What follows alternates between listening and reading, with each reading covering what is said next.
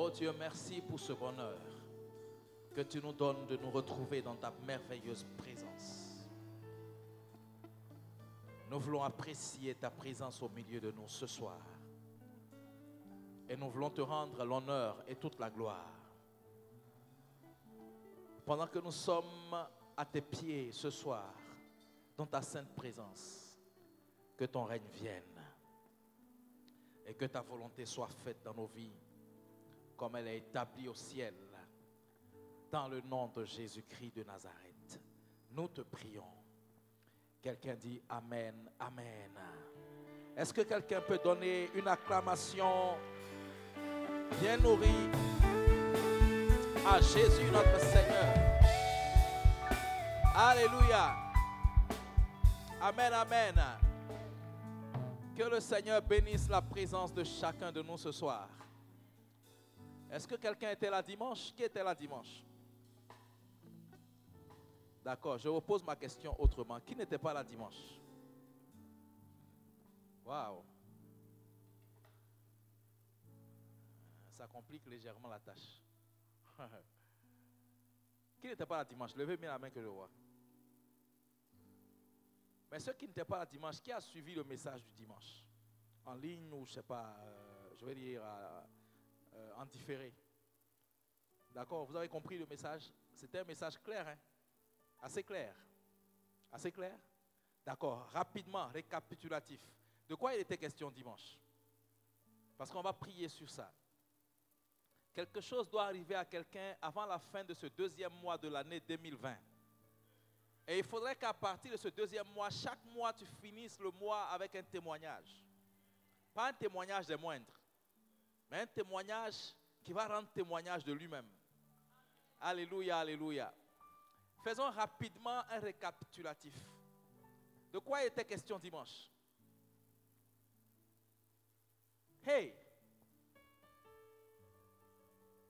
Non, attendez. Soyons sérieux, les frères, soyons sérieux. Hein? De quoi il était question dimanche? Personne ne peut me répondre. Adélaïde. Mais où tu vas?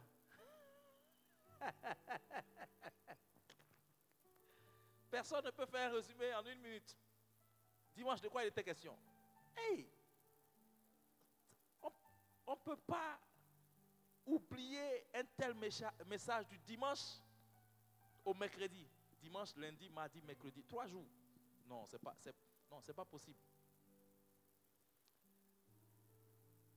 De quoi il était question dimanche? J'ai vu une main levée quelque part ici. La sœur Renaud. Non. Non, toi. Tu regardes tes notes. D'accord? D'accord. De quoi il était question dimanche? La prière. Les 3 dimensions pour l'exaucement de la prière. Dimension 1.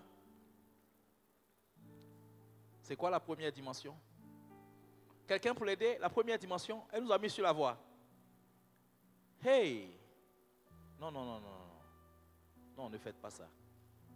Ne faites pas ça, s'il vous plaît. Par les compassions de Jésus.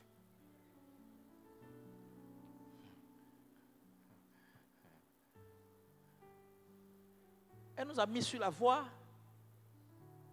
Oui, Ruth. Hein? Là où Dieu siège, c'est la première dimension. Et qu'est-ce qui se passe là-bas, là où Dieu siège?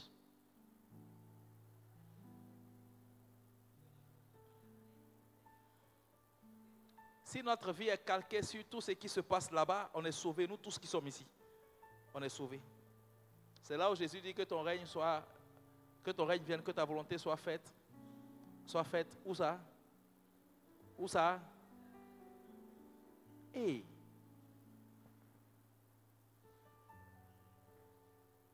Patricia, tu étais là dimanche, non? Quiska, tu étais là dimanche, non? De quoi il était question dimanche? Hein? Donne-nous un point de référence. Hey. Oui, Odi. Marie, prophète, Apo. Oui. Comment?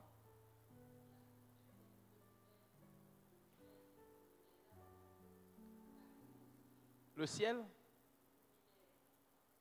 Des luminaires. D'accord. Là où siègent les esprits. Et qu'est-ce qui se passe là-bas?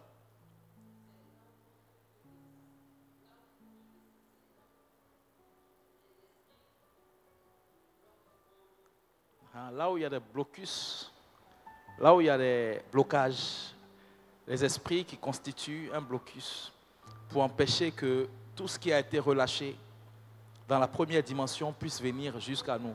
Quelqu'un est d'accord avec ça? Qui est d'accord avec ça? Bon, qui n'est pas d'accord avec ça? Ah, toi tu es d'accord, mais tu ne lèves pas ta main pour répondre. Et puis qui dit autre chose rapidement et puis on va prier? Adélaïde, toi tu ne parles pas, hein? Je ne parle pas. Je t'attends après le culte. Et qui dit autre chose? Je veux une autre main. Une autre main. Une autre main. Yasmine. Yasmine. Madame Gambou. Yasmine, elle a disparu. Elle est rentrée sous le siège là-bas. Madame Gambou. Autre chose. Un indicateur, rapidement. Première dimension, là où Dieu siège. Deuxième dimension, le ciel, des luminaires, des astres. Où siègent les esprits qui font ombrage à un certain nombre de choses que Dieu a relâchées vers nous. Qui dit autre chose? Troisième, je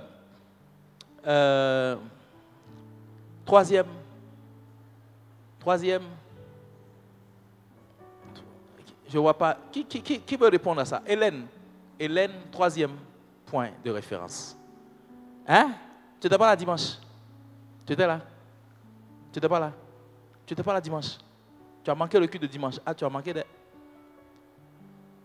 Lily, oui, vas-y, réponds.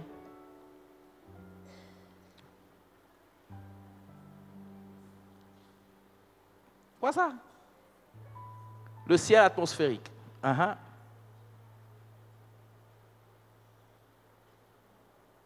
n'y a pas de protocole. Ils avaient donné un micro. Moi, je n'entends pas ce qu'elle dit. Hein. Le ciel atmosphérique, parle un peu fort.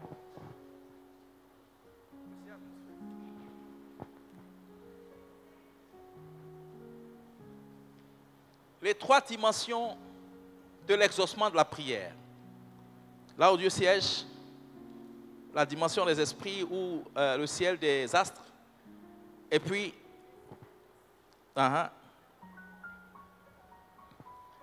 quelqu'un est d'accord avec ça? C'est quoi la troisième dimension? Rapidement. Qui me donne ça? Rapidement. Et puis on commence à prier. La troisième dimension, rapidement. Hey, je vous ai raconté cette histoire, non? Le monsieur qui allait à l'église, il est rentré à la maison, il n'est plus venu depuis 3 mois. On l'appelle, il dit non, que le message que le pasteur a prêché il y a 3 mois quand il partait à l'église là, il n'a pas encore réussi à pratiquer ça. Donc on lui donne le temps de réussir à mettre ça en pratique et puis il va revenir pour prendre un autre message.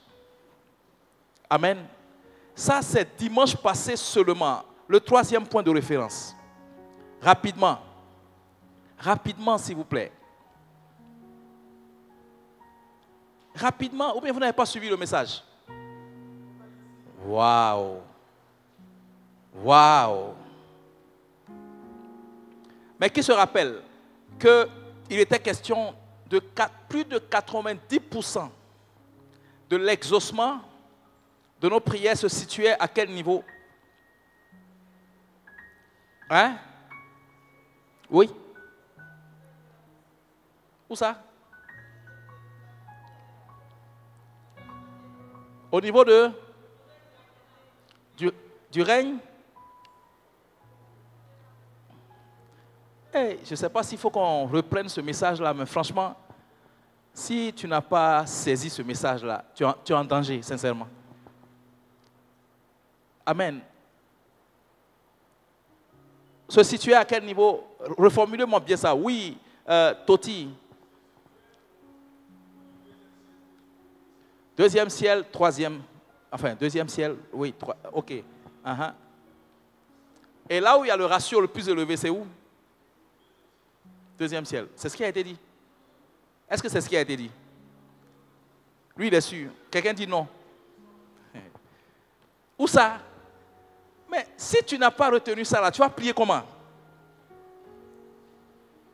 Amen. Ah, moi, je ne peux pas conduire prière. Si tu n'as pas retenu ça, là, vraiment, je ne sais pas, peut-être qu'on va recevoir notre papa. Peut-être qu'il va nous redonner les points, les 3 points là, pour que chacun note ça bien, pour qu'on puisse prier. Parce que sincèrement, de tels messages, c'est pour aider dans la prière, c'est pour orienter dans la prière. Quelqu'un dit Amen. Vous savez, si Dieu veut vous élever, Dieu va emmener des hommes à vous honorer jusqu'à un certain niveau. Et votre vie va changer de cap, votre vie va changer de niveau.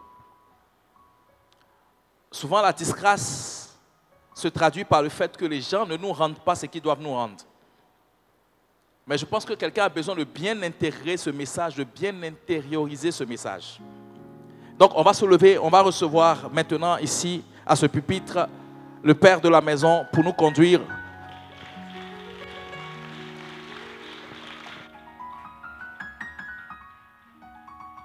Alléluia. Que Dieu vous bénisse, asseyez-vous. Vous n'avez donc rien retenu dimanche.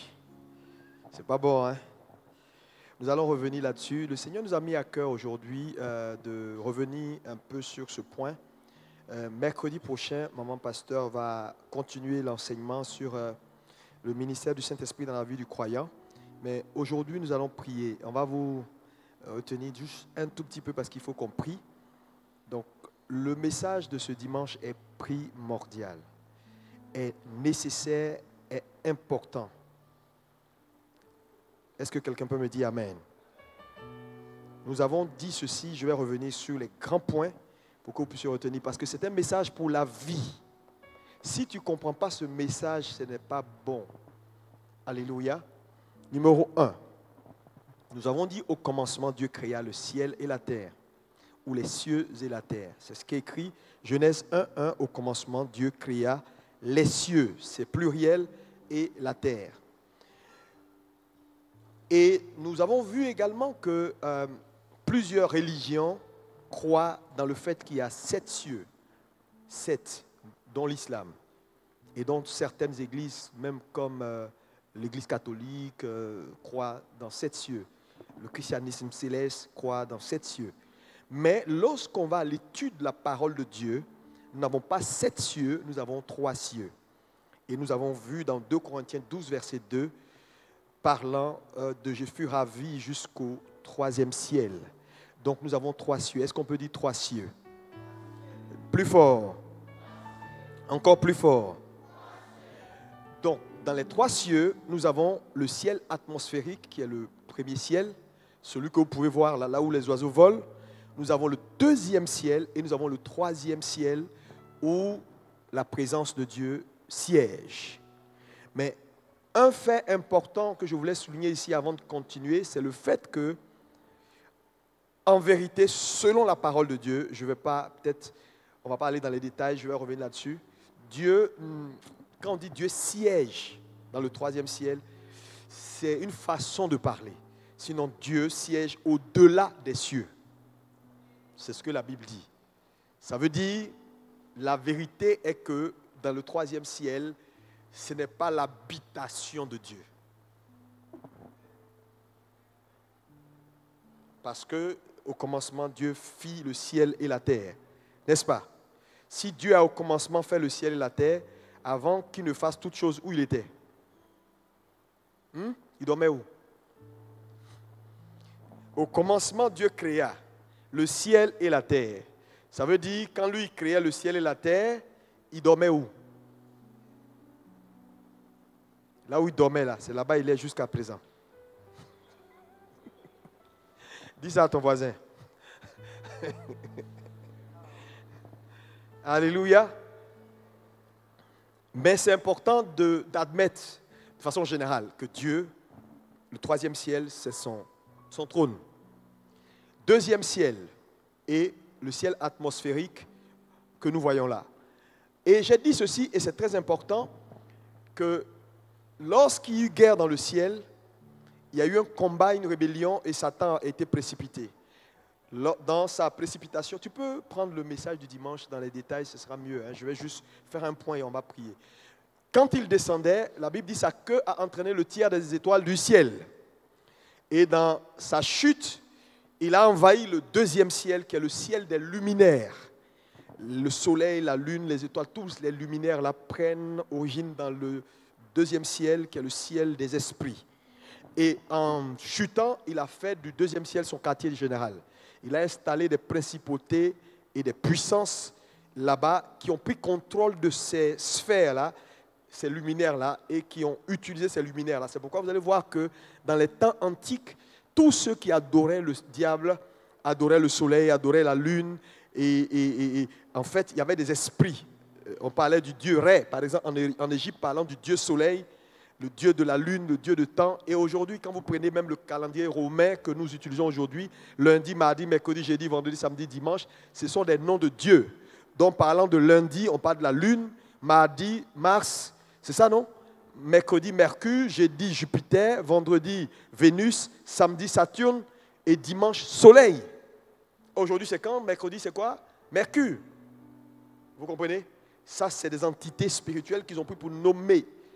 Même les mois, ainsi de suite. Voilà. Quand vous prenez, vous allez en Grèce, vous allez voir qu'on a plusieurs dieux comme ça, qu'on nomme avec toutes ces sphères-là et ces galaxies qui existent. Donc Satan en fait du deuxième ciel son quartier général. Ensuite, Apocalypse 12 dit qu'il est descendu sur terre. Il est descendu sur terre. Donc on voit que le ciel, le troisième ciel a été libéré.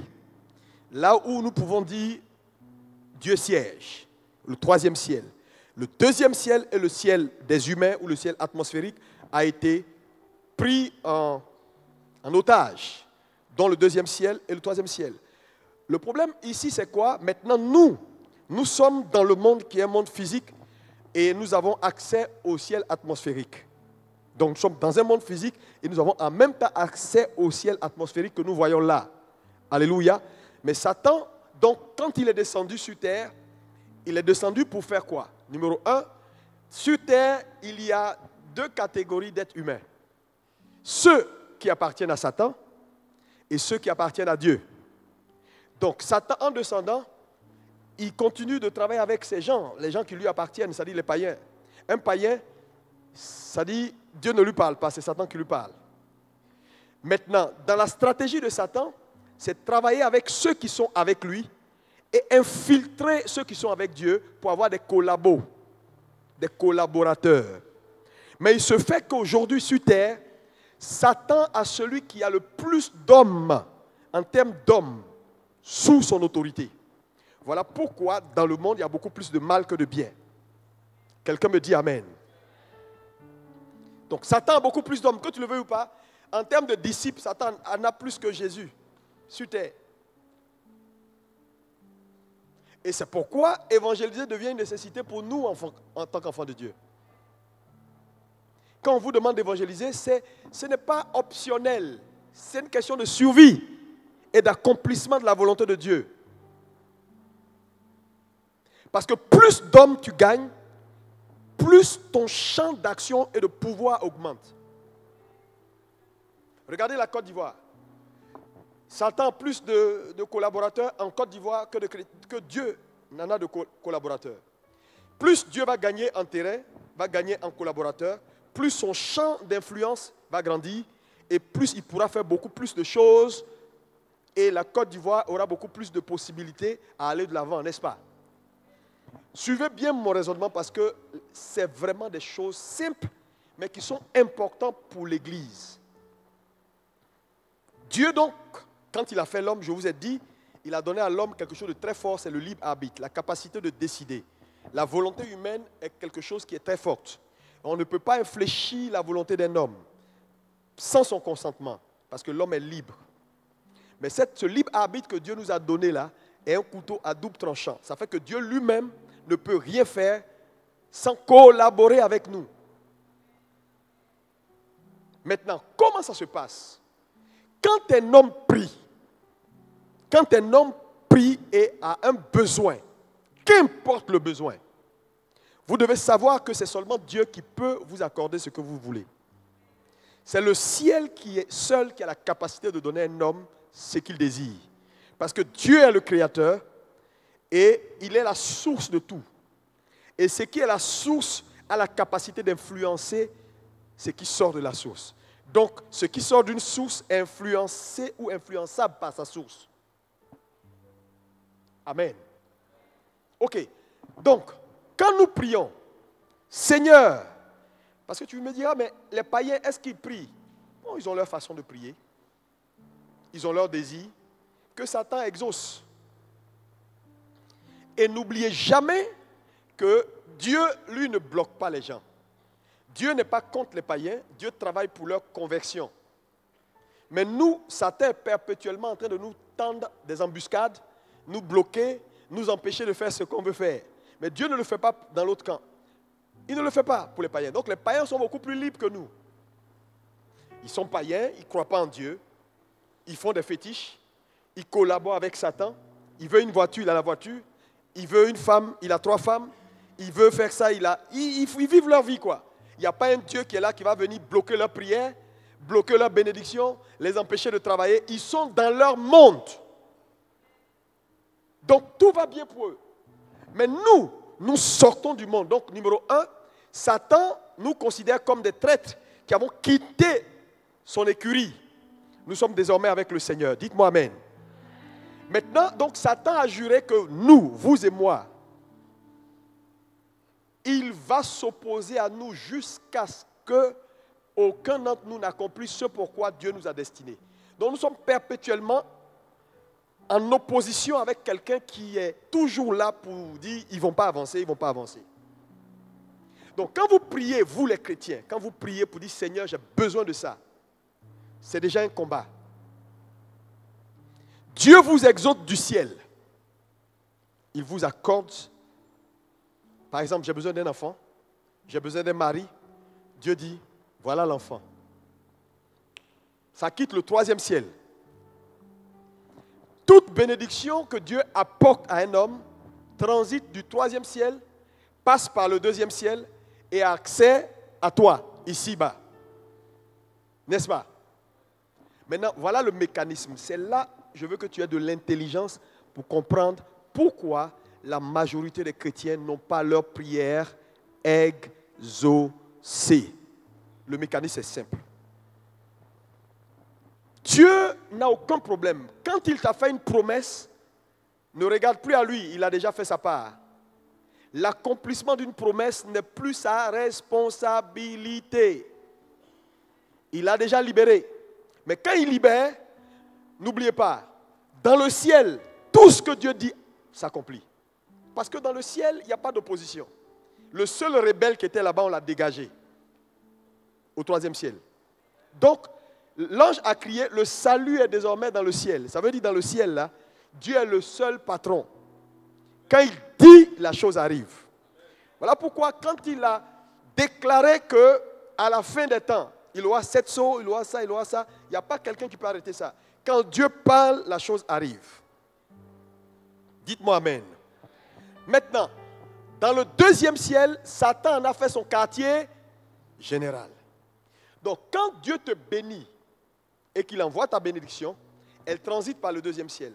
Mais le 2e ciel est le monde des esprits, là où Satan a établi son quartier général. Et à ce niveau-là, dans le 2e ciel, le langage n'est pas les pleurs. Le monde des esprits n'a rien à voir avec les pleurs, les souhaits. Il faut comprendre comment les choses spirituelles marchent. Et on a lu un verset important, il faut me relire le verset. Remettez-moi juge au tableau, parce que beaucoup de gens sont dans les émotions. Et je vais vous expliquer quelque chose que j'ai vu des gens sur Internet dire, parce qu'ils ne comprennent pas la Bible. Je vais expliquer ça, je vais profiter pour expliquer en même temps. Oui, vas-y, juge.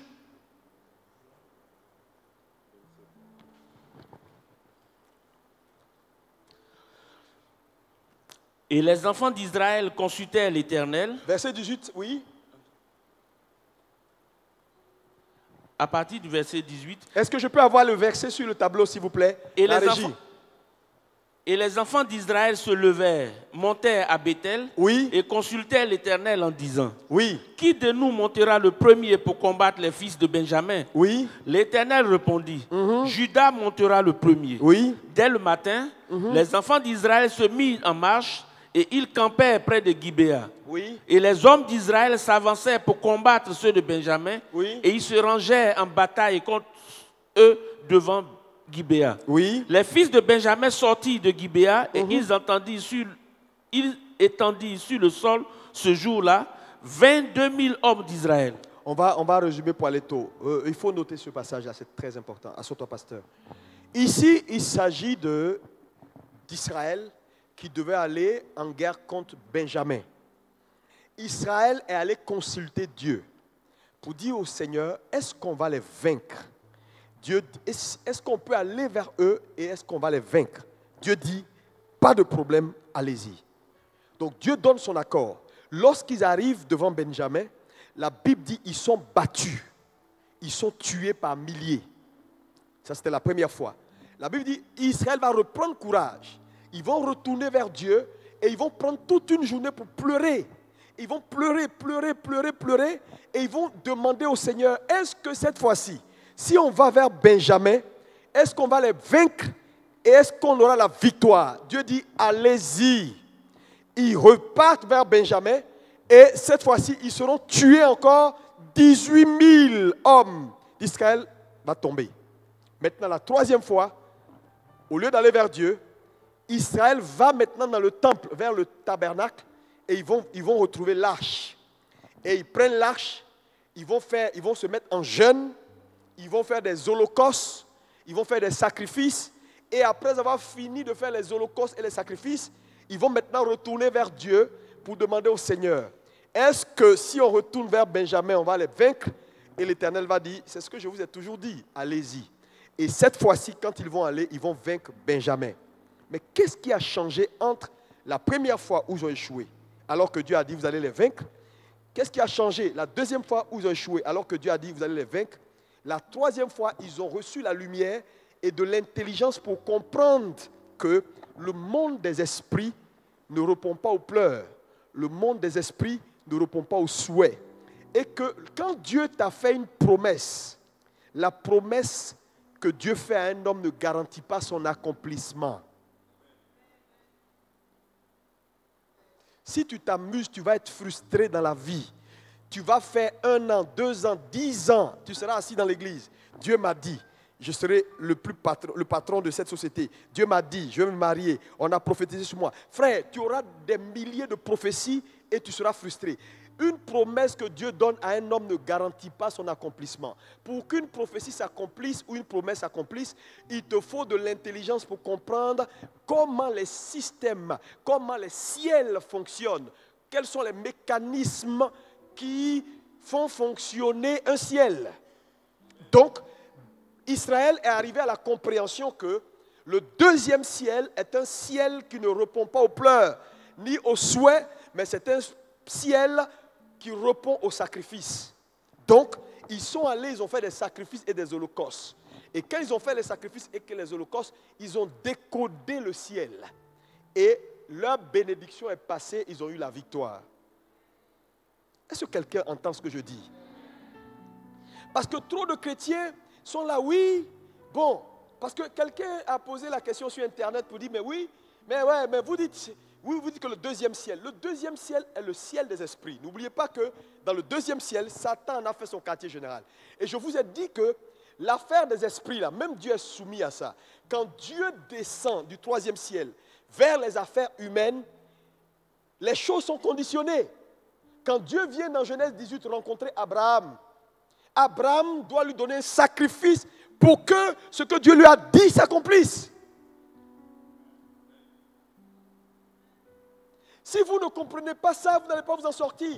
Jésus n'aurait pas eu besoin de mourir une telle mort atroce si ce principe-là n'était pas un principe éternel. Frère, Dieu a dû payer le prix parce que Jésus ne pouvait pas venir mourir simplement pour que les humains soient rachetés. Il fallait que le prix soit payé. Et Dieu le savait que si Jésus ne mourait pas, aucun homme ne pouvait sortir de terre ou sortir de l'enfer. Alléluia. Voilà pourquoi Jésus est mort. Parce que dans le monde des esprits répond à ce qu'on appelle, c'est un monde de transaction, c'est un monde de commerce. Dis à ton voisin, le monde des esprits est un monde de commerce. Dieu en a fait les frais. Maintenant tu dis oui. Maintenant que, ok, on comprend ça, c'est l'Ancien Testament. Maintenant Jésus est mort pour nous. Et le sacrifice de Jésus, on met ça où? J'ai vu des gens poser ça sur Internet. Donc toi là, je te réponds en même temps. Parce que les gens pensent qu'ils sont trop sharp, ils disent des trucs. Avant de dire quelque chose, on a réfléchi 10 fois et on a vérifié 10 fois avant de vous dire. Mais où est le sacrifice de Jésus? Je vais t'expliquer, il n'y a même pas de souci. Le sacrifice de Jésus, il est simple. Hein. Beaucoup de gens parlent du sacrifice de Jésus sans comprendre ce que ça veut dire. Le sacrifice de Jésus est un sacrifice que Dieu a obtenu pour le rachat de l'humanité. Vrai ou faux? Dans le rachat de l'humanité, nous sommes sauvés. Nous avons la vie, la santé, le bonheur, la richesse. On a tout dans le sacrifice de Jésus, n'est-ce pas? Où est ça dans ta maison? Tout ce que Jésus a obtenu là, si c'est automatique, montre-moi ça dans ta vie. Parce que les gens citent le sacrifice de Jésus. Je vous dis, dans les choses spirituelles, tout est conditionné. Ok, Jésus est mort pour nous. Il a obtenu le sacrifice, mais c'est un sacrifice qui est légal. C'est légal. Il est mort pour tous les hommes. Mais il y a des hommes qui vont aller en enfer, vrai ou faux? Mais alors, mais comment Jésus peut payer pour tous les hommes et certaines personnes vont aller en enfer? Parce que ce n'est pas un sacrifice qui te donne systématiquement ses effets. Si tu ne fais pas quelque chose. Donc, le pécheur, qu'est-ce qu'il doit faire pour bénéficier du sacrifice? Il doit croire en Jésus et accepter que Jésus est mort pour lui. Première condition. S'il croit qu'il accepte que Jésus est mort pour lui, il est né de nouveau. Mais quand il est né de nouveau, ce n'est pas fini. Premier palier du salut. Il a reçu le salut, il est né de nouveau. Maintenant, pour matérialiser et manifester la bénédiction qui est dans le salut, il y a des choses à faire. Obéissance au commandement. Donnez et il vous sera donné. S'il ne donne pas, il ne lui sera jamais donné. Même si Jésus est mort. Oui, je ne sais pas si vous me comprenez.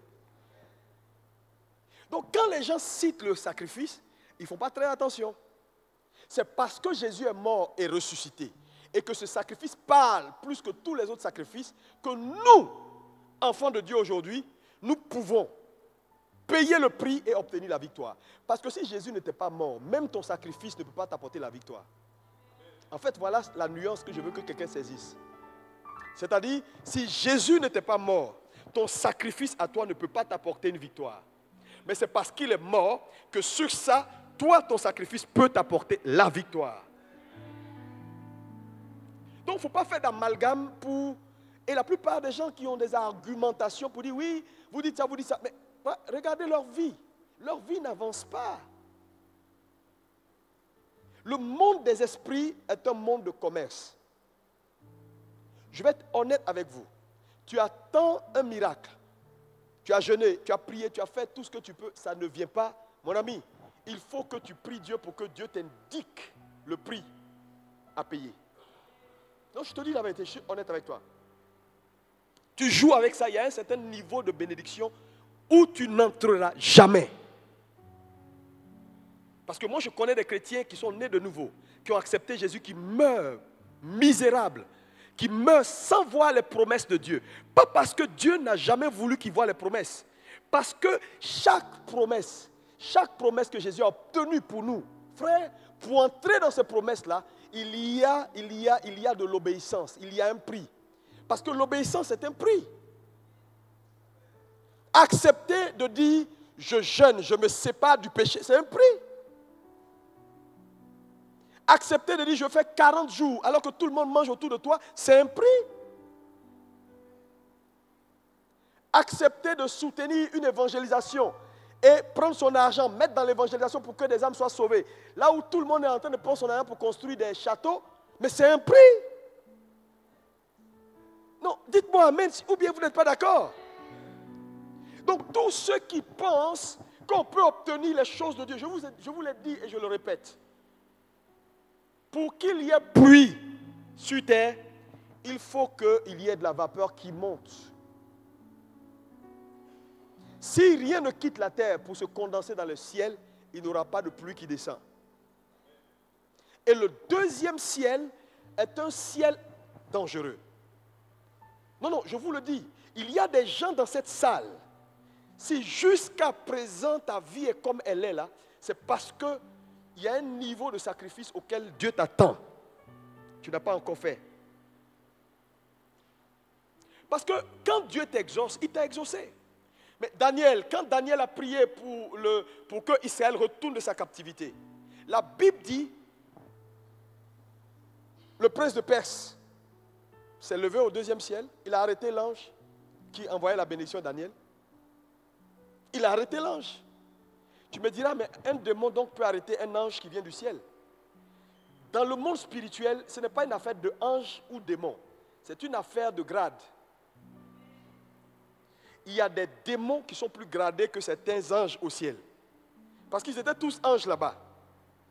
Et dans la chute de Satan, il a précipité une partie. C'est un peu comme tu prends deux généraux. Un qui reste dans l'armée ivoirienne, un qui dit, moi je ne suis plus de l'armée, moi je m'en vais moi je change de nationalité, je suis ghanéen, et puis il va au Ghana. Mais ça ne fait pas de lui un sous-officier. Hein? Il est toujours général. Vrai ou faux? Il est général. Donc quand l'ange vient avec la bénédiction, il est arrêté. Rien ne peut se faire. 21 jours, il est bloqué là. Daniel prie, Daniel paye le prix et l'obstacle est dégagé et l'ange passe. Première fois, ils sont bloqués. Deuxième fois, ils sont bloqués.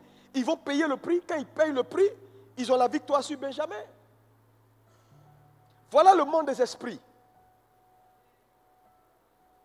Maintenant, le monde atmosphérique, le ciel atmosphérique également a ses réalités. Et dans le ciel atmosphérique, c'est-à-dire sur terre, l'homme devient un pion essentiel pour Satan. Satan, je vais vous dire une vérité, et ça, cette vérité-là, il faut que tu la comprennes. Satan, s'il sait qu'il a des hommes sûrs sur terre, il ne va pas se fatiguer pour déranger ces généraux qui sont dans le deuxième ciel. Et la plupart des gens sur terre sont ses collaborateurs. C'est-à-dire, il travaille avec eux. Et dans l'église, il a des infiltrés. Il a des gens qui collaborent avec lui dans l'église. Parce que dès qu'un chrétien devient désobéissant à Dieu, c'est un traître qui travaille avec le diable. Maintenant, voilà comment ça se passe. J'ai demandé une bénédiction, j'ai besoin d'argent. Je vous ai donné l'exemple de ce pasteur. C'est une histoire vraie, hein, c'est un pasteur que je connais. Dieu lui parle la nuit et Dieu lui dit, je t'ai donné, il avait besoin de 100 millions de dollars pour faire une construction. Dieu lui dit, je t'ai donné les 100 millions de dollars. J'ai identifié la personne qui doit te donner les 100 millions de dollars. Ce soir, je vais lui parler. Donc la nuit, Dieu vient et Dieu parle au monsieur pour lui dire, donne 100 millions de dollars demain au pasteur. Le frère accepte d'écouter Dieu. Il prend les 100 millions, il met ça dans son sac et il vient à l'église dimanche matin. Dieu donne au pasteur comme instruction, après le culte, tu te mets à la porte et tu salues tous ceux qui vont sortir. Et le frère, quand il va venir te saluer, il va te déposer dans tes mains la mallette et puis il va te saluer, il va partir. Donc le pasteur, lui vient, après le culte, il se met dans la position et puis il salue tout le monde. Et jusqu'à ce que tous les fidèles partent, personne ne dépose quelque chose dans ses mains. Et il retourne dans son bureau, il interroge Dieu pour dire à Dieu, mais tu m'as dit que quelqu'un doit me bénir, mais je n'ai rien vu. Dieu dit, mais je l'ai dit, je l'ai fait. Et j'ai parlé au frère, le frère l'a accepté. Mais le problème, c'est qu'il est venu à l'église avec l'argent et il est retourné à la maison avec l'argent. Le frère dit, mais pourquoi? Il dit, non, pendant le culte, il a changé d'avis. Mon problème, moi, Dieu, c'est qu'il a le libre arbitre. Il a la capacité de décider des choses que moi, je ne peux pas infléchir sa volonté à tout prix parce qu'il est libre. Donc vous comprenez que la volonté de l'homme devient un frein à la manifestation de Dieu lui-même sur les affaires humaines. Donc, dans le règne humain, beaucoup de prières sont bloquées dans le règne humain. Ça veut dire quoi? Il y a des gens ici, ta position, ton argent, c'est quelqu'un qui est assis dessus. Pas parce que Dieu ne veut pas, parce qu'il a changé d'avis, parce que le frère ne veut plus te donner, ou bien parce qu'il n'est pas content. Ce n'est pas un démon forcément. Le frère n'en veut plus. Donc, Satan sait que la majorité des hommes sont désobéissants, y compris les chrétiens. Voilà pourquoi, par exemple, dans une église, imaginez-vous, on veut aller on a l'église, on ouvre une église, par exemple, à Angré. Et puis, on dit, Seigneur, l'église s'ouvre la semaine prochaine, on a besoin de 10 millions. Quand tu dis ça à Dieu, Dieu va dire, ok, frère Paul reçoit 25 millions cette semaine. Mais dans les 25 millions, envoie 10 millions à l'église. C'est comme ça que Dieu pourvoit aux prières de son église. Parce que vous êtes le champ de Dieu. Et quand Dieu veut bénir son œuvre, c'est vous qu'il bénit. Et puis, il indique sur vous. Voilà, lui là, je lui ai donné 100 000, mais dans les 100 000, il y a 25 000 francs pour moi. Lui, je lui ai donné 10 000, mais il y a 1000 francs pour moi. Lui, j'ai donné tant. C'est pourquoi j'ai dit, ce n'est pas tout argent qui arrive dans la main d'un chrétien qui lui appartient. Si tu ne comprends pas ça, tu es complètement perdu. Tout ce qui vient dans tes mains ne t'appartient pas. Sinon, à un moment donné, tu vas manquer de flux. Parce qu'il a dit à Abraham, je te bénirai. Mais la raison, ce n'est pas toi. Il faut que tu sois un fleuve et non un lac. Tu dois être une source ventile, mais garde pas. Vous comprenez? Donc, dans le règne humain, j'ai dit qu'il est important, quand vous priez, de ne pas seulement lier Satan. Parce que Satan, ici, là, il utilise les hommes. Mais il faut prier pour que les hommes qui ont vos bénédictions et qui ont refusé de vous donner changent leur pensée et vous donnent ce qui vous appartient. Quand quelqu'un est renvoyé dans un boulot ou bien on ne lui donne pas un travail, il y a des gens ici, ton boulot là, quelqu'un a décidé de donner à son cousin qui ne sait rien du tout.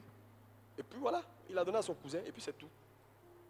Tu parles en langue, tu dis, oh Seigneur, je devais travailler, mais c'est un gars bizarre qui est là, alors que c'est moi qui ai toutes les compétences. Oui, il a donné à son cousin. Il fallait prier pour qu'il change d'avis et qu'il te donne. Donc vous comprenez que dans le règne humain, donc Satan utilise le règne humain pour également bloquer les prières. Donc quand il juge que le deuxième ciel, ça ne vaut pas la peine et qu'il a des pions sur, il laisse passer le sujet en faisant confiance à ses pions sur terre. Pour bloquer le sujet.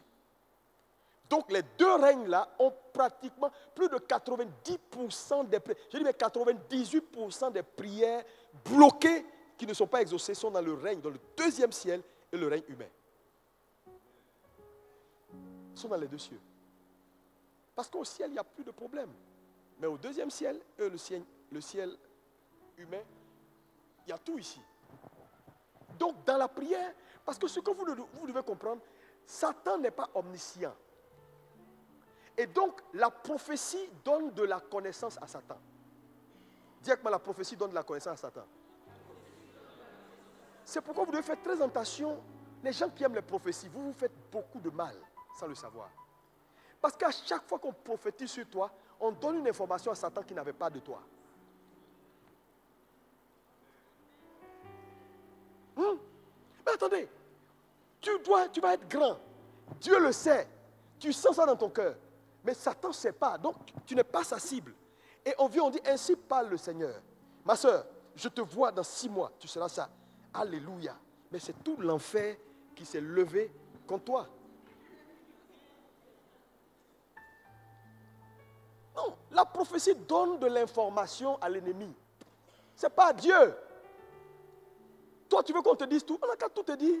Il n'y a pas de problème. Mais à chaque fois qu'on dit, Satan aussi prend conscience de là où tu dois aller. Et il prépare. Regardez l'histoire de Jésus. Tous les premiers-nés qu'on a tués là, c'est parce qu'il y avait une prophétie. L'histoire de Moïse, c'est parce qu'il y avait une prophétie. Il y a des choses que Satan ne sait pas jusqu'à ce qu'on dise. C'est pourquoi il n'est pas toujours utile de prophétiser sur toi matin, midi, soir, matin, midi, soir. Parce qu'on dit les choses, tu es content, parce que c'est des bonnes paroles que tu entends. Mais tu n'entends pas que des bonnes paroles. Si on dit ce frère-là va devenir PDG dans 6 mois, Satan fera tout pour que tu ne sois jamais PDG dans les 6 mois. Donc ton combat dépend également de ta prophétie que tu portes.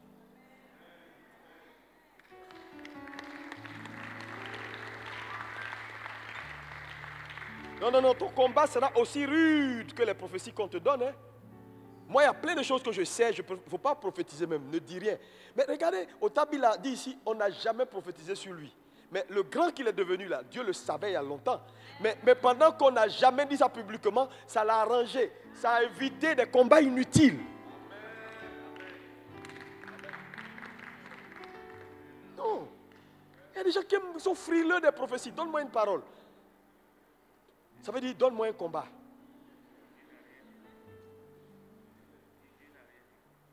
Donc c'est important de comprendre que le règne humain donc est un règne délicat. Vraiment un règne délicat. Est-ce que tu peux me dire délicat? Et donc la prière que je voulais qu'on fasse, c'est quoi? C'est que, les gars, ta vie ne peut pas rester comme elle est. Je te dis, ta bénédiction ne tient pas à grand chose. Hein. Il y a quelqu'un qui est assis dessus. Quelqu'un a bloqué ta bénédiction, quelqu'un a refusé d'être obéissant. Moi, je vois ça tout le temps, tout le temps, tout le temps. Un jour, il y a un frère qui est venu me voir, il y a très longtemps, il y a 2 ans de ça. Il m'a dit, pasteur, tu sais qu'il y a à tel mois, j'avais 5 millions, j'ai reçu de l'argent, 50 millions, je devais t'envoyer 5 millions, mais vraiment, j'ai tourné sur moi. Je suis venu moins 10 fois à l'église et les 5 millions. Et je ne t'ai jamais donné ça, j'ai bouffé après. Et quand j'ai fait le retour en arrière, la même période-là, Dieu avait un besoin urgent de cet argent. Mais lui, il a refusé et Dieu n'a pas pu infléchir sa volonté. Vous comprenez ça? Ça devient un problème pour lui. Mais dans tous les cas de figure, tu n'as pas reçu. Et Satan, tant que tu n'as pas reçu, il est content. Donc dans vos prières, ne jouez pas avec le règne humain. Le règne humain est très dangereux dans l'exaucement de la prière. Et Satan va travailler. Et aujourd'hui, le problème avec l'église, c'est que la plupart des chrétiens sont désobéissants. Donc même quand Dieu veut passer par un chrétien, il dit, il ne fait pas. Les chrétiens, par exemple, qui ne payent pas leur dîme, sont des collaborateurs de Satan. Non. Parce que la dîme est un peu comme un impôt que Dieu reçoit pour les affaires spirituelles. La gestion de l'église, payer les gens qui travaillent. Parce qu'il a dit à Aaron, tu n'auras pas part avec le peuple. Mais la dîme que je reçois qui m'appartient, je vais utiliser ça pour gérer, vous qui travaillez dans le tabernacle, vous nourrir, ainsi de suite. On a eu le titre sur le protocole d'accès. Vous avez vu comment les sacrificateurs sont nourris à partir du tabernacle. Hein? Tout ça, ce n'est pas le sujet aujourd'hui. Mais imaginez, alors que la dîme, il est libre. Aujourd'hui, elle doit envoyer. Elle dit, bon, dimanche prochain. C'est un manque à gagner. Le problème, c'est quoi? Ça ferme quel trou? Ça ne ferme pas quel trou? Ce n'est pas son problème. Quand elle ne dépose pas, Dieu ne pourra pas faire quelque chose. Quand Dieu ne peut pas faire quelque chose, c'est son travail qui est retardé. Mais qui a retardé le travail? C'est Satan en ayant un collaborateur dans la maison. Même si c'est un collaborateur saisonnier et temporaire, il reste un collaborateur. Vous comprenez? Non, c'est sérieux ce que je suis en train de vous dire. C'est pourquoi quand vous priez, priez pour les gens qui sont autour de vous, qui travaillent avec vous, que leurs pensées et leur volonté soient sous contrôle du Saint-Esprit. Pour que à chaque fois que Dieu veut faire passer quelque chose par leur vie pour t'atteindre, que ces choses-là puissent passer par leur vie pour t'atteindre. Sinon, ça va s'arrêter à eux. Maintenant, quand c'est le deuxième ciel, tu le sauras également. Il y a des choses qu'un homme ne peut pas te donner. C'est Dieu seul qui peut te donner. Et si jusque-là, la chose-là, tu attends, ça ne vient pas. Enfant, tant, ça veut dire qu'il y a un sacrifice que le deuxième ciel te réclame, que tu n'as pas encore libéré. Donc, comprends simplement que là, j'ai tout fait. Parce que vous savez, il y a deux choses. Quand ce que tu as ne peut pas te satisfaire, mieux vaut le libérer pour avoir ce qui va te satisfaire. C'est un choix dans la vie. C'est un choix. Parce que quand tu feras un sacrifice, tu sauras que tu as fait le sacrifice. Non. Beaucoup de gens pensent qu'ils ont fait des sacrifices. Tu n'as pas encore fait de sacrifice. Est-ce que tu sais ce qu'on appelle sacrifice? Sacrifice. Moi, je peux te dire ce qu'on appelle sacrifice parce que j'ai fait un sacrifice. Il y a des choses quand tu fais, même dans tu dors, tu ne peux pas oublier. Tu sais que ça, là, tu as donné ça à Dieu. C'est-à-dire, on te tape, tu sais que tu ne peux pas oublier. Mon ami, tu sais. Mais les histoires où j'ai donné 10 000, j'ai donné 1 million, j'ai donné 2 millions, oh, c'est bon, c'est pas mal. Mais c'est rien. Un sacrifice, c'est un sacrifice. Et il y a des niveaux de bénédiction. C'est pourquoi Dieu a dû se donner lui-même pour avoir l'humanité. Non. Satan n'a rien réclamé à Dieu que lui-même. Parce que vous n'êtes pas n'importe qui. Quand Dieu vous créait, Dieu a soufflé en vous son souffle. Et donc vous êtes devenu une âme vivante. Donc vous êtes des dieux. Donc c'est un Dieu qui peut racheter un Dieu. Non. Il y a un niveau de bénédiction. Vous ne pouvez pas entrer dedans. Mais regardez dans le monde mystique. Quand on voit un marabout ou quelqu'un qui est puissant, c'est en fonction du niveau de sacrifice qu'il a fait. Donc plus de sacrifices tu as fait, plus tu as de la capacité. Allez au Bénin, allez voir les gens au Sénégal. Vous allez voir, on dit ce marabout-là, il fait peur. Mais il fait peur par rapport à quoi? Par rapport aux autres marabouts. Parce qu'il a un niveau de sacrifice que les autres n'ont pas encore atteint. Voilà pourquoi on dit de Jésus que le sacrifice de Jésus est le plus grand. Pourquoi? Parce que le sacrifice de Jésus est le sacrifice suprême. Mais il n'est pas un sacrifice suprême parce qu'on le dit, parce qu'on est chrétien. Mettez n'importe quel sacrifice au monde. Il n'y a pas match avec celui de Jésus. Non. Mais attendez. Ce n'est pas bouche. Regardez, les chrétiens pensent que c'est de la théorie. Ce n'est pas de la théorie. On a fait une étude ici. Prenez le sacrifice de Jésus. Il est singulier en tout. En tout. Singulier en tout. Singulier en tout. Tu ne trouveras pas, en ce qui concerne les caractéristiques du sacrifice de Jésus, un seul sacrifice au monde qui a les mêmes caractéristiques que ceux de Jésus. Il est singulier, il est unique. C'est pourquoi il est le plus grand. Et c'est pourquoi dans ce sacrifice, si quelqu'un peut faire un sacrifice aussi grand et plus grand que celui de Jésus, tout le monde va le suivre. Mais malheureusement, il n'en aura pas. Ce n'est pas possible. C'est pas possible. Parce que la singularité, le fait même que ce soit un sacrifice sans péché, il n'y a pas quelqu'un au monde qui est sans péché. Ça disqualifie tous les autres sacrifices. Les gars, on n'est pas assis sur rien, on est assis sur du solide. Dis-moi un bon amen. C'est pourquoi, quand on décide d'obéir à Dieu et de faire ce que Dieu nous indique, la force de notre sacrifice à nous, c'est sur quoi notre sacrifice appuie, c'est sur le sacrifice de Jésus. Parce que notre foi est en Jésus. Mais oui. Ah, il faut prier les gars. Je ne sais pas qu'est-ce qui te bloque. Qu'est-ce qui fait que ta vie n'arrive pas à avancer jusqu'à un certain niveau? Arrête de te contenter et d'avoir des souhaits. Les souhaits ne vont pas t'amener quelque part. Tu vas souhaiter jusqu'à ce que Jésus revienne, tu n'auras pas ce que tu cherches. Je suis honnête avec vous, ne dites pas pasteur, non, frère, je ne vais pas te tromper. Dieu m'a mis ton pasteur pour te dire la vérité. Il y a des gens qui ne vont pas avoir ce qu'ils cherchent jusqu'à ce que Jésus revienne. Pourquoi? Pas parce que Dieu est mauvais. Ils vont refuser de payer le prix. Avec des raisonnements, avec des gens qui vont les tromper sur Internet. Non, croire en Jésus, c'est suffisant. Mon ami, tu vas croire jusqu'à fatiguer. Croire. Ta foi, le Saint-Esprit va t'emmener à faire ça. Fais comme ça. Obéis à Dieu. Fais ça. Tout est pris. Tu ne peux pas m'enlever ça. C'est comme quelqu'un vient me dire, hein, il y a un monsieur qui est sur Internet, il fait un commentaire, il dit non, lui ne croit pas dans les trucs générationnels. Et que quand ton papa a péché, c'est fini. Voilà, il n'y a pas. J'ai dit, mais on ne dit pas que c'est le péché de ton père là que Dieu va prendre pour te frapper. Les gens ne lisent pas bien la Bible, ils ne lisent pas les enseignements qu'on donne. Lisez bien Nombre. Il dit l'iniquité des pères sur les fils jusqu'à la 3e et à la 4e génération. L'iniquité n'est pas péché. Le péché, c'est l'acte. L'iniquité, ce n'est pas l'acte, c'est ce qui est à l'origine de l'acte. C'est l'iniquité qui est transférable, ce n'est pas le péché. Ton père a péché, c'est son péché. Ça sera sur sa tête. Mais qu'est-ce que le fils paye? C'est la question que tu dois poser.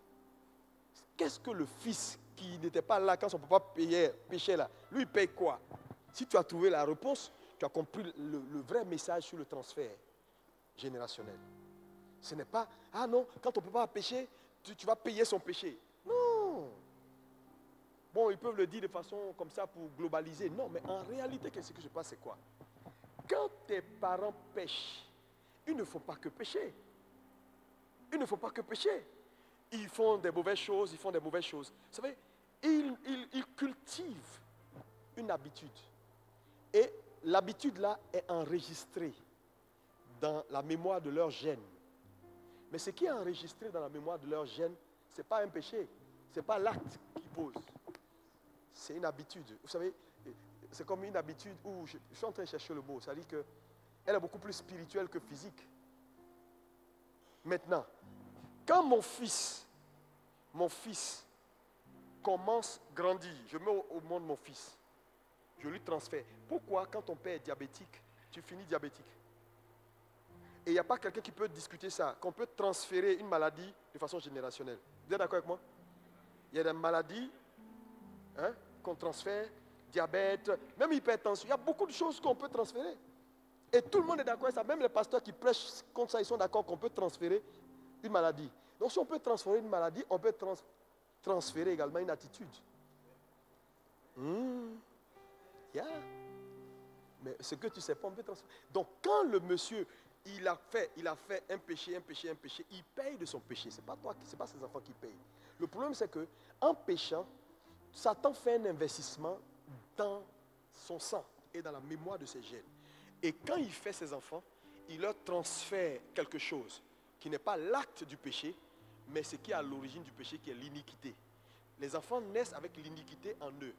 Et Satan se présente devant eux et il leur propose ce qu'il a proposé à leur père, qui a fait qu'ils ont été frappés.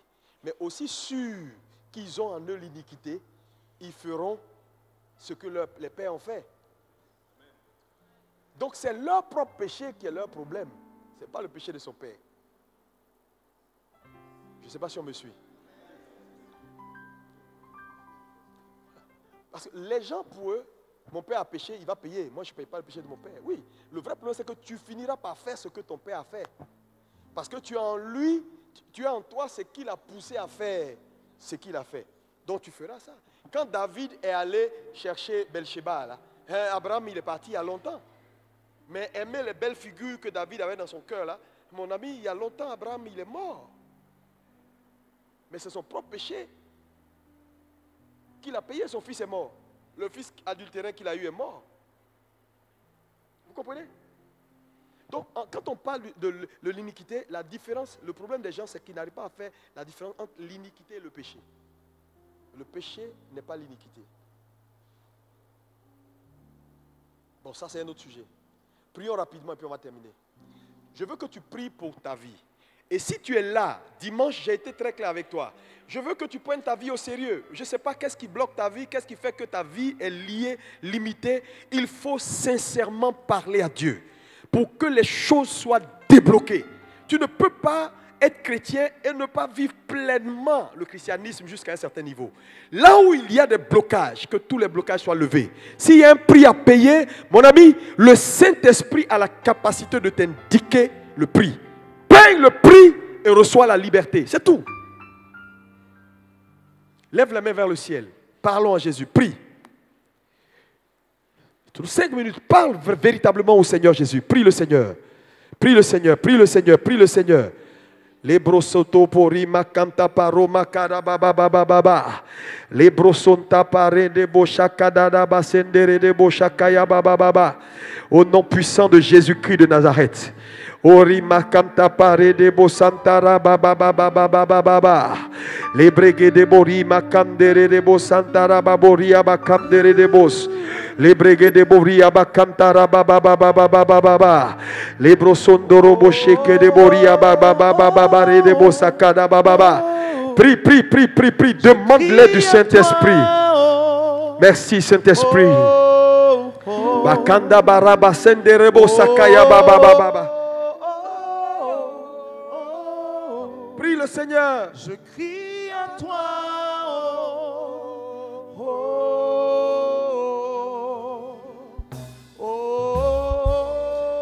Nous n'avons pas assez de temps. Je veux que tu pries sérieusement. Nous allons détruire tous les plans de Satan. Frère, tout ce que l'ennemi a planifié contre ta destinée, là où il y a quelque chose, que ce soit dans le deuxième ciel, frère, le prix à payer, nous allons le payer. Dans le monde humain, là où il y a des limites, quelqu'un s'est assis sur ta bénédiction. Dégage cette personne au nom de Jésus. Et prie que les pensées reviennent à Christ. Vas-y, prie.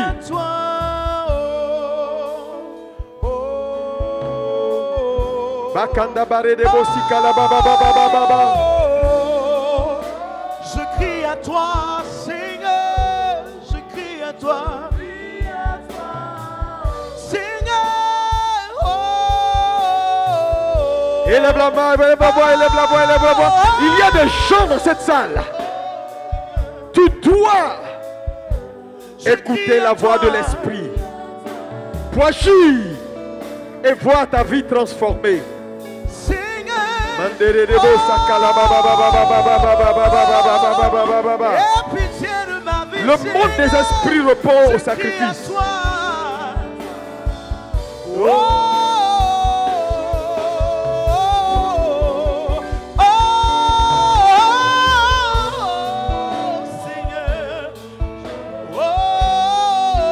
je crie à toi. Mandere de bosaka la ba ba ba ba ba ba ba ba. Ide de bo bo bo bo bo bo bo bo bo. Prie, prie, prie, prie, prie, prie, prie, prie.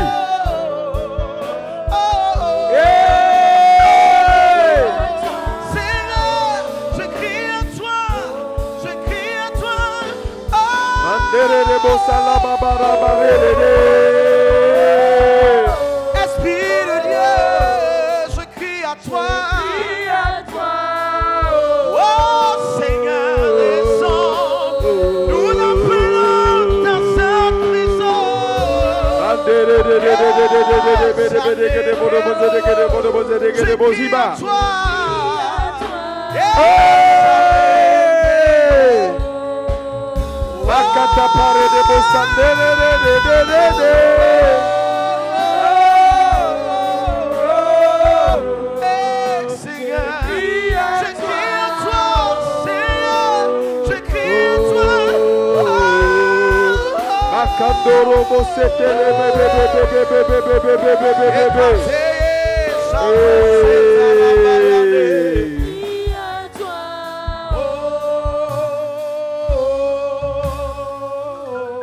Tu vas lever la main vers le ciel. Tu vas demander au Saint-Esprit, vous savez, dans le combat spirituel, les renseignements sont très importants. C'est comme dans tout état, les renseignements généraux. Est-ce qui te donne de savoir la force et la faiblesse de tes ennemis? Le Saint-Esprit est là pour les renseignements. C'est pourquoi l'Église ne peut pas se permettre de se priver de la voix de l'Esprit. Mon ami, si ta vie ne marche pas, va t'asseoir et demande à Dieu, je dois faire quoi? Arrête d'être dans la religion. Et de dire, oui, demain ça va aller. Oui, si ça n'a pas marché aujourd'hui, quelle est la probabilité pour que ça marche demain? Les mêmes causes produisent les mêmes effets. Tu viens à l'église, toujours c'est les mêmes choses, ça ne va pas. Mais demande au Saint-Esprit, il te dira. Mais Daniel a dû prier Dieu pour que Dieu lui dise depuis le premier jour, Daniel,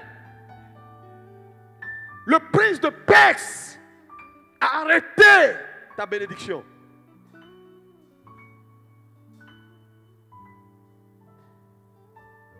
Tu es là, tu attends le miracle. Ce n'est pas impossible. La Bible dit rien n'est impossible à Dieu. Juste une instruction que Dieu va te donner. Et ta vie va basculer dans un surnaturel que tu n'as jamais vu. Mais sois obéissant. Le problème, c'est l'obéissance. Les gens sont attachés à des biens matériels. Sont attachés à des choses. Même quand le Saint-Esprit essaie de leur dire, relâche ça. Non, je ne relâche pas. Fais ça. Est-ce qu'on n'est pas en train de m'escroquer là pour prendre mon argent? Fais comme ça. Frère, je veux te dire, les choses spirituelles, le monde des esprits répond au sacrifice. Le seul message que Satan entend, c'est sacrifice. C'est pourquoi c'est un sacrifice qu'il a défait. C'est un sacrifice qui a défait Satan. Que Dieu te donne de la révélation pour comprendre ce que je suis en train de te dire. Va vers Dieu. Va vers Dieu. Je ne dis pas de venir vers, va vers Dieu. Le Saint-Esprit parle jusqu'aujourd'hui. Il dit, mettez-moi à part Paul et Barnabas. Saint-Esprit, il va parler à ton esprit, il va te dire, ce truc que tu as là, libère ça, positionne ça, et tu verras ma gloire. N'hésite pas, ne consulte ni la chair, ni le sang. Ça peut te faire mal, mais ça sera tout pour que Dieu se mette en mouvement dans ta vie. J'ai vu Dieu, j'ai des témoignages. J'ai dit j'ai des témoignages. Il y a une dame, elle a fait 25 ans avec son mari. Pas d'enfant. La belle famille, tout le monde était sur son dos. Elle est allée quelque part, un jour elle a prié, puis elle a entendu un message. Elle est allée se retirer et elle a prié pendant 7 jours. Elle dit, je veux entendre Dieu. Je veux que Dieu me dise ce qu'il faut faire pour en finir. Quand elle est allée parler au Seigneur, le Seigneur lui a dit, tu as eu raison de venir vers moi, voilà ce que tu vas faire. Il dit, tu vois ça? Elle dit oui. Prends ça, va et sacrifie ça pour moi. Et à partir de cet autel, je vais changer ta vie. Elle avait plusieurs maisons. Elle a pris une de ces maisons-là que Dieu lui a indiqué. Elle est venue. Elle a dit, elle a donné à l'église. Elle a dit, faites une église avec. Je donne. C'est devenu une église. L'année qui a suivi, elle est tombée enceinte. Il y a 2 choses dans la vie. Si tu n'as rien entre tes mains pour payer, tu vas payer de ta vie. Et si tu dois payer de ta vie, tu vas manquer de beaucoup de choses. C'est pourquoi la Bible dit, les richesses d'un homme servent de rançon pour sa vie. Rançon. Le mot rançon veut dire, il peut les utiliser à un moment donné pour changer certaines choses, pour ne pas qu'il en paye de sa propre vie. Ce que je suis en train de vous dire, c'est un mystère. Mais je ne suis pas en train de vous dire, quand je parle de sacrifice, je ne suis pas en train de vous dire, sacrifice, ça veut dire argent. Non. Dieu peut te dire, mets 40 jours à part pour moi. Si tu as dit ça, c'est ton sacrifice. Si tu as dit, fais ça, c'est ton sacrifice. Si tu as dit, balaie l'église pendant 120 jours, c'est ton sacrifice. Mais il est important que Dieu vous parle. Le monde des esprits répond au sacrifice. Le mot sacrifice dit quelque chose qui va te coûter. Et tu sais que quelque chose est sorti de toi.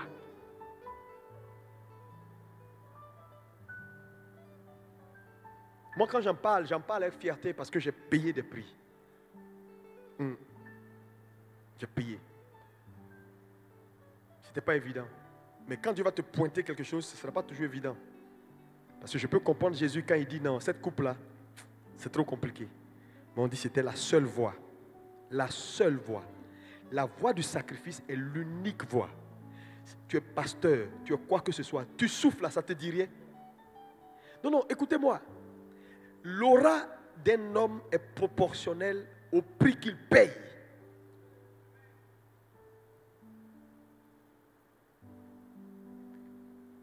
Les gens dans le monde séculier ont compris. Pourquoi vous ne voulez pas comprendre ça dans l'église? Alors que l'affaire de Dieu est une affaire de spiritualité. Depuis tu es à l'église. On peut pas, si on doit pointer quelque chose que tu as fait pour Dieu, il n'y a pas quelque chose qui peut te faire mal. Mon ami, tu n'as pas commencé avec Dieu. Non, tu n'as pas commencé avec Dieu. Je ne suis pas en train de vous dire que Dieu est bon. Hein? La pauvre veuve qui est venue dans l'église, qui a donné juste le peu qu'elle avait là. Mais Jésus a considéré ça comme un sacrifice parce que c'est ce qu'elle avait. En fait, le sacrifice d'un homme est proportionnel à ce qu'il a. On ne te demande pas d'aller faire plus que ce que tu as. Non! Mais il faut avoir un cœur pour Dieu. Quand Dieu pointe quelque chose dans ta vie, la chose ne t'appartient plus. Je te dis, si tu gardes, c'est un objet étranger dans ta maison, dans tes affaires, et ça va tout gâter. Ça va tout gâter. Ça va tout gâter. Les gars, il n'y a pas christianisme, il n'y a pas spiritualité sans prix. Sans prix. Oh, sans prix. Dieu lui-même, à un moment donné, l'a instruit à Israël. Il dit, quittez vos belles maisons, vos lits moelleux, venez dormir dans le désert, là où il fait chaud, tout ça. Parce que, frère, il n'y a pas de gloire sans prix. Tu veux être un homme de Dieu? Souvent, tu dois dormir à l'église. Hein? Dormir ici, dans la chaleur, tu es là comme ça, sur carreau. Tu dis, mais pourquoi? Mais oui, c'est important. Les chrétiens d'aujourd'hui ne veulent rien du tout faire. Ils veulent voir Dieu, voir les miracles qu'on voyait au temps des apôtres, mais ils ne veulent pas payer de prix. Frère, le monde des esprits ne joue pas. Regardez, quand les élections arrivent, pourquoi les gens dans le monde là vont voir les sorciers, vont voir les marabouts? Ils tuent les moutons, ils tuent même des hommes. Les enlèvements d'enfants, ça va se multiplier au fur et à mesure qu'on va avancer vers les élections. Pourquoi? Les gens ont besoin de donner une voix à leurs autels démoniaques. Et pendant qu'ils donnent des voix à leurs autels démoniaques, nous, on est là, on ne veut rien faire. On dit, venez à l'église. Oh, on va voir, est-ce qu'il n'y a pas culte les samedis soirs, quand on est un peu libre? Les gens ne veulent pas se fatiguer. Même venir à l'église en semaine, c'est trop compliqué pour eux. Frère, il y a un prix dans tout. Je veux que tu pries le Saint-Esprit. Ta vie, je ne sais pas qu'est-ce qui bloque ta vie. Quelle est la prochaine étape que Dieu veut te donner? Mais je te dis, aussi sûr que c'est Dieu qui a fait ce jour, c'est possible. Non, c'est possible. Le mari, tu peux l'avoir. L'enfant, la femme, qu'importe ce que tu veux. Si c'est écrit, tu peux l'avoir et tu vas l'avoir. Jésus est déjà mort. Mais tu dois être obéissant maintenant. Parce que la mort de Jésus, c'est le soubassement. Tu dois être obéissant à la voix de l'Esprit. Il va te donner une indication qui est comme Jésus a dit aux gens, allez vous montrer au sacrificateur. Il devait obéir à ça. Lève la main, fais cette prière, dis Saint-Esprit, conduis-moi. Prie le Saint-Esprit et tu verras sa gloire. Cette semaine, il va te parler. Les mois prochains, il va te parler. Je te le dis. Je dis que ton miracle va surprendre tes contemporains. Ton miracle va surprendre ceux qui marchent avec toi. Ton miracle va surprendre ceux qui dorment avec toi. Ce ne sera ni par la force, ni par l'intelligence, mais par le Saint-Esprit. Vas-y, prie. Une seule instruction et ta vie bascule dans le surnaturel. Bakadababos.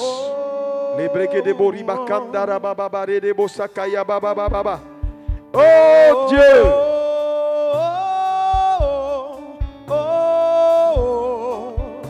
My. Seigneur, nous te bénissons pour ta fidélité. Reçois nos louanges à Jésus. Seigneur mon Dieu, je crie à toi,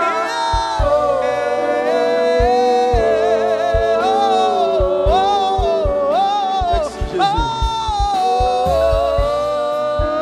Seigneur, je crie à toi. Nous te bénissons, Saint-Esprit. Seigneur, tu as une destinée pour chaque vie en ce lieu. Tu as un plan pour nos vies et ce plan s'accomplira. Au nom de Jésus, Saint-Esprit, toutes les instructions utiles, nous les recevons maintenant au nom de Jésus.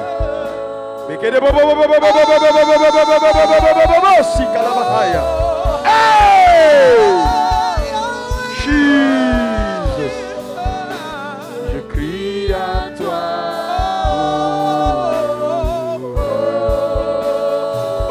Reçois toute la gloire. Alléluia. Seigneur, nous sommes devant ta face. Seigneur, nous avons des besoins. Tu nous as fait des promesses. Mais nous avons compris que une promesse faite par Dieu ne garantit pas son accomplissement. C'est notre compréhension du mécanisme des choses spirituelles, comment fonctionnent les choses spirituelles, qui garantit l'accomplissement d'une promesse de Dieu. Et lorsqu'Israël est arrivé à la compréhension de comment les choses se font, Israël a eu la victoire. Saint-Esprit, aide cette église, aide les frères à sortir de la religion. Jésus est mort, voilà pourquoi nous pouvons faire ce que nous faisons. Seigneur, donne un cœur ici d'être obéissant à la voix de l'Éternel. Éternel mon Dieu, Satan sait qu'un homme qui commence à obéir à Dieu est invincible. Enlève des cœurs la désobéissance, l'attachement aux choses matérielles. Seigneur, quand tu parles, que ton Église écoute. Il y a des personnes dans cette salle qui sont sur le point d'expérimenter un miracle jamais égalé. Juste une instruction, l'obéissance à une instruction, et ta gloire sera manifeste. Parle, Seigneur, tes serviteurs que nous sommes, écoutons. Donne-nous un cœur obéissant, Seigneur. Tout ce que l'ennemi nous a volé, nous avons la restauration au nom de Jésus. Dis Amen encore. Merci Saint-Esprit. Merci pour ta fidélité. Merci pour ta parole dans nos cœurs ce soir. Merci parce que nous avons pris conscience de la nécessité de collaborer avec ton esprit, qui est pour l'Église les renseignements généraux, afin que toute information utile à notre prochaine étape, ce que nous devons faire, que nous puissions avoir l'information et que nous puissions les faire pour basculer dans le surnaturel. Merci d'aider chacun et qu'ici, les semaines à venir, qu'il y ait des témoignages et des témoignages. Beaucoup de témoignages, des témoignages époustouflants qui vont révéler la gloire de notre Dieu. Des miracles de création, des miracles, Seigneur, physiques, psychiques, financiers, à tous les niveaux, au nom de Jésus. Merci Seigneur. Amen. Est-ce que quelqu'un peut acclamer le Seigneur?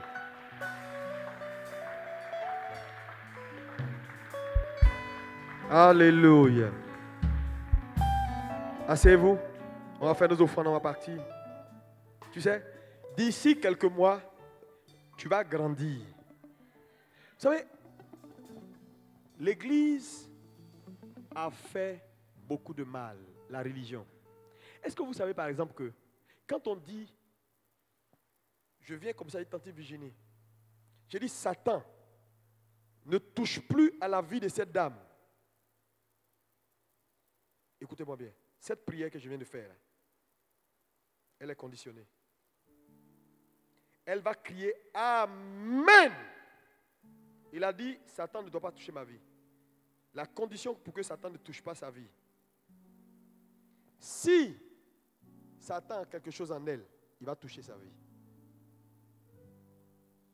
Si Satan a un accès légal qu'elle refuse de fermer, il va toucher sa vie. Même si j'ai dit, Satan, tu ne touches plus à sa vie. Ma parole là peut marcher dans sa vie si elle ferme tous les accès. Mais s'il y a des accès, même si j'ai dit, tu ne touches pas à sa vie, il a une voie légale. Parce que la voie légale est une voie légale. C'est comme tu dis à un oiseau, tu chasses un oiseau, tu ne veux pas qu'un oiseau entre dans cette salle, et puis tu ouvres une fenêtre. Même si tu ne dis pas à l'oiseau d'entrer, il va entrer parce qu'il y a un accès qui est libre. Donc l'accès libre, c'est la voie de la désobéissance. L'accès libre, c'est-à-dire c'est quand on est hors jeu, on est hors volonté de Dieu. Mais les chrétiens ont cette habitude-là. Recevez la grâce de Dieu. Amen. Vous allez réussir. Amen. Ce qui est important jusqu'à un certain niveau. Mais je vais vous dire, ça ne marche pas pour tout le monde. Les pasteurs n'ont pas le courage de vous le dire. Moi, je vous le dis. Quand on le dit là, ça ne marche pas pour tout le monde. Sinon, depuis 2019, tout le monde ici là, à 4x4, à maison, parce que les grâces là, on reçoit tous les dimanches la grâce de Dieu. Réfléchissez un peu. Il y a la religion, il Il y a ce qu'on dit qui est religieux, qui est devenu coutumier. Et il y a ce qu'on vous enseigne qui sont les éléments réels de votre bénédiction que je veux que tu saisisses. Il ne faut pas tomber dans la démagogie. Tu vas aller t'asseoir. Il y a des messages que beaucoup de gens prêchent sur Internet. Moi, je les regarde. C'est des messages que tu vas pratiquer, tu t'en sortiras jamais. Je les connais, c'est mes amis, mais souvent même je préfère ne rien dire. Je dis, il y a des messages, tu vas écouter ça 100 fois, ça ne peut pas t'affranchir.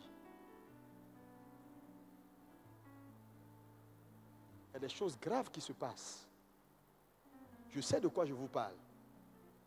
Frère, il y a plein de messages, Dieu n'est pas dedans. C'est juste des messages qui font beau, qui sont bien à l'oreille, mais que tu vas pratiquer, tu t'en sortiras jamais. Ce que je te dis là, il faut écouter. C'est sérieux. L'affaire de Dieu là, est un engagement personnel vis-à-vis de ce que Dieu t'a dit. Les commandements sont là, tu les pratiques, Dieu sera avec toi. Je dis, Dieu sera avec toi, tu vas t'en sortir. Il n'y a pas de bénédiction sans vie de sacrifice. Jamais de la vie, si quelqu'un t'a dit ça, il ne t'aime pas du tout. Non, il faut venir à l'église avec le Dieu là, c'est le cœur. Ok. Prends ton offrande, on va donner, on va partir. Il fait un peu tard, on va finir. Dimanche, on va continuer sur infiltrer le système des nations. Je vais vous parler de comment survivre dans le camp des ennemis. Comment avoir sa survie. Sa survie. Comment Daniel a survécu. On va voir ça, on va voir 2 autres choses et puis on va terminer sur cette série d'enseignements. C'est un message vraiment essentiel. Alléluia. Gloire à Dieu.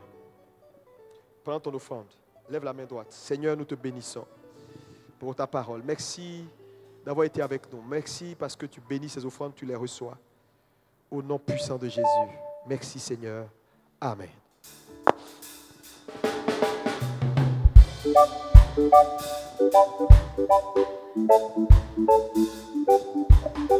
L'affiche de la veillée.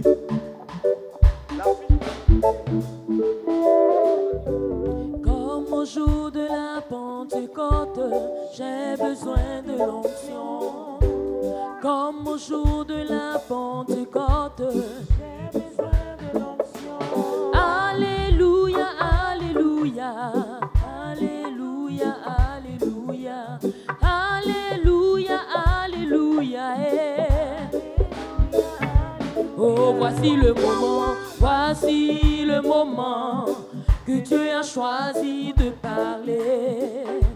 Voici le moment que Dieu a choisi de parler. Oh, voici le moment. Oh, le moment que Dieu a choisi de parler. Voici le moment. Oh, le moment que Dieu a choisi de parler. Alléluia, alléluia.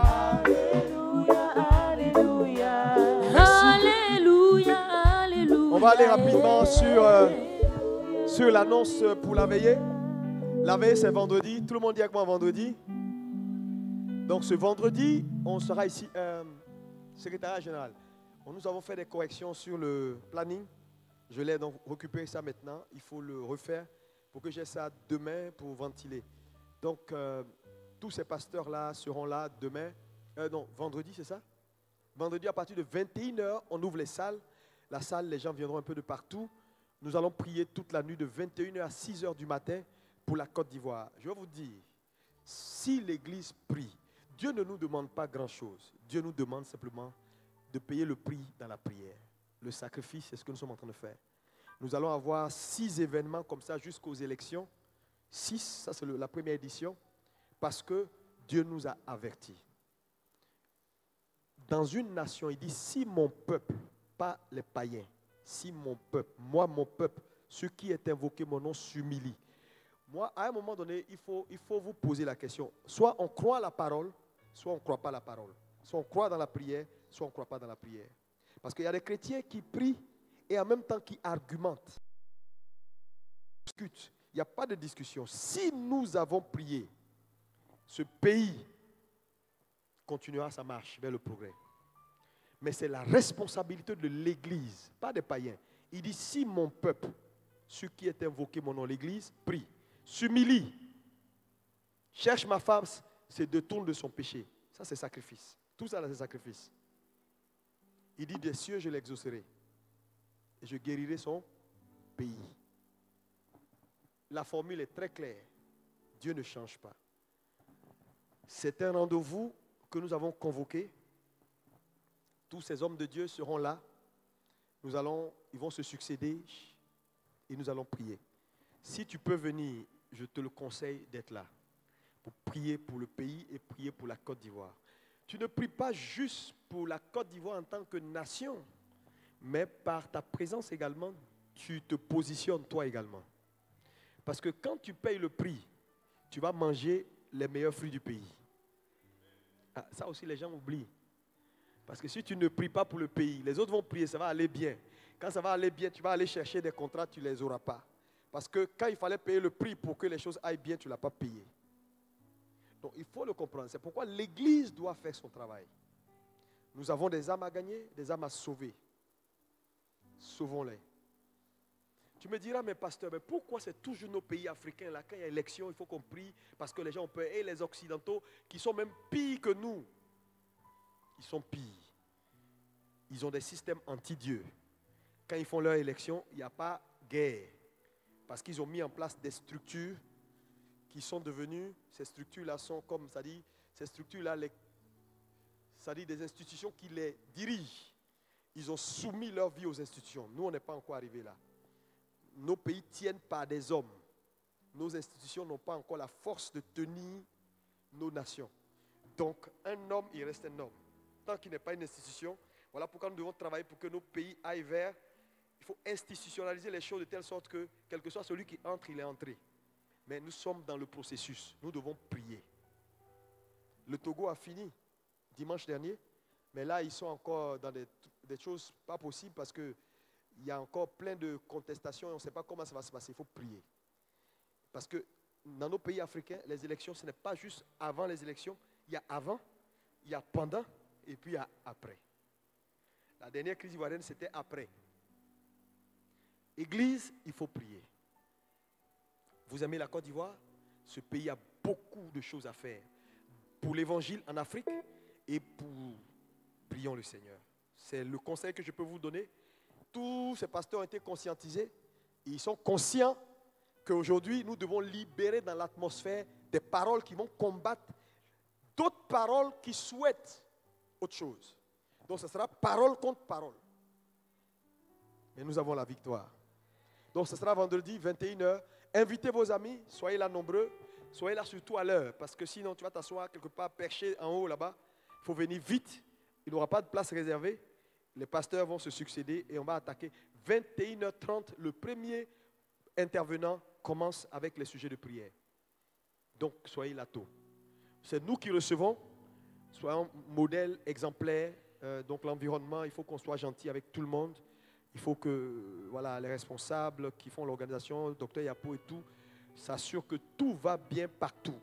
Les toilettes sont propres, il y a les papiers hygiéniques, il y a tout ce qui doit être partout pour que n'importe qui vient se sente bien, tout doit être là. Est-ce que vous êtes prêts pour vendredi? Que Dieu vous bénisse. Merci, je pense que c'était l'annonce majeure. Il y a une autre annonce? S'il y a une annonce majeure qui est importante, nous allons donner et nous allons partir. Sinon, vendredi, on se voit dimanche pour les deux cultes. Le premier culte à 7h30 et le deuxième culte à partir de 10h. Soyez là et que Dieu vous bénisse. Je pense qu'on va se lever pour terminer s'il n'y a plus rien à faire. Tu vas aller à la maison, je te conseille de continuer à prier. Vous savez, cet enseignement est tellement urgent et important. Moi, je suis en train de prier parce que je veux encore aller à une étape supérieure avec Dieu. Qu'est-ce que tu attends de moi, Seigneur? J'attends à ce que le Saint-Esprit me donne les indications pour que je puisse aller dedans et voir les choses avancer. Parce que Dieu, quand tu as obéi à Dieu, tu peux aller dormir. Le reste là, il va faire. Non. L'obéissance, c'est comme un couloir que tu traces, mais un couloir sécurisé. Quand tu as obéi, un couloir sécurisé est tracé. Tout va passer par ce couloir-là, Satan ne verra même pas ça. Non. C'est les choses spirituelles. Tu peux ne pas comprendre, mais obéis à Dieu. Si tu as parlé. Difficile soit l'obéissance, fais. Tu verras sa gloire. Alléluia. Remercions le Seigneur pour le reste de la semaine et bénissons le Seigneur. Merci Seigneur d'avoir été avec nous. Merci pour chaque vie représentée en ces lieux. Bénis ces vies et que ton nom soit exalté. Merci Seigneur pour la vie de chaque membre. Merci Seigneur pour ta paix sur ton église. Merci pour le ciel ouvert. Au nom de Jésus, je déclare le premier, le deuxième et le troisième ciel ouvert. Tu nous as dit, celui qui contrôle notre ciel, contrôle notre terre. Nous déclarons qu'en tant qu'ABMC, nous possédons nos ciels au nom de Jésus-Christ de Nazareth. Amen. Nous allons au credo. On dit ensemble, je confesse en cette année d'expansion que je suis né de Dieu. Je manifeste ma vraie identité en Jésus-Christ. Je vis l'accomplissement des promesses de Dieu à mon égard. La santé, l'honneur, l'expansion, la richesse, la splendeur, la paix et l'influence en tout temps et en tout lieu. Le Seigneur fait louer sa face sur moi, moi et ma famille au nom de Jésus. Aucun malheur, sous toutes ses formes, ne peut m'atteindre. Moi et ma maison, en cette décennie de conquête, au nom de Jésus, un cycle nouveau de croissance, de faveur, d'élargissement est ouvert devant moi par le Saint-Esprit. En tant que gestionnaire fidèle, je suis béni dans la ville, béni dans les champs, dans mes allées et mes venues, au nom de Jésus. Je crois, je multiplie, je possède de nouveaux territoires. Planté dans la maison de l'Éternel, je prospère à tous égards et glorifie Dieu au nom puissant de Jésus-Christ de Nazareth. Amen et Amen. Dimanche, je vais t'expliquer pourquoi on confesse ça. Je vais t'expliquer. Alléluia. Que Dieu vous bénisse. Bonne soirée. Sur mon peuple fini est invoqué mon nom. Si mon peuple fini est invoqué mon nom. S'humilie et prie et cherche ma face et se détourne de ses péchés.